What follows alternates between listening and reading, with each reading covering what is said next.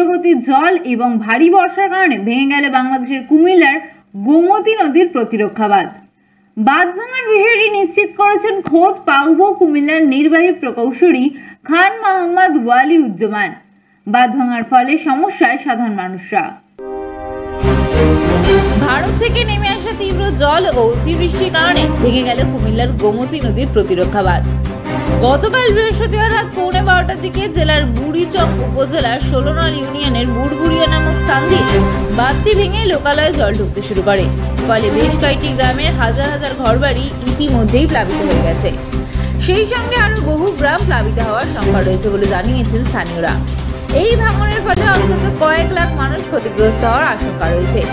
স্থানীয়রা জানান, বুড়বুড়িয়া উত্তরপাড়া এলাকায় প্রথমে একটি ছিদ্র দিয়ে জল প্রবেশ করতে শুরু করে এবং তা ক্রমেই বড় আকার ধারণ করে গভীর রাতে অন্তত 50 ফুট বাঁধ ধসে যায়। বর্তমানে বহু মানুষ স্থানীয় স্কুল মাদ্রাসায়ও আশ্রয় নিয়েছেন বলে জানা গিয়েছে।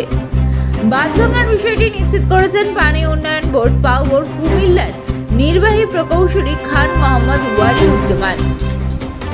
পানি উন্নয়ন বোর্ডের কর্মকর্তারা বলেন, 1997 সালে গোমতীর জল বিপদসীমা 96 সেন্টিমিটার উপর দিয়ে প্রবাহিত হয়েছিল, কিন্তু গত 2 দিনে জল বৃদ্ধির হিসাব অতীতের সব রেকর্ড ভেঙে দিয়েছে। বৃহস্পতিবার বিকেলে বিপদসীমার 129 সেন্টিমিটার অতিক্রম করে গত 27 বছরের রেকর্ড ভঙ্গ করেছে গোমতী।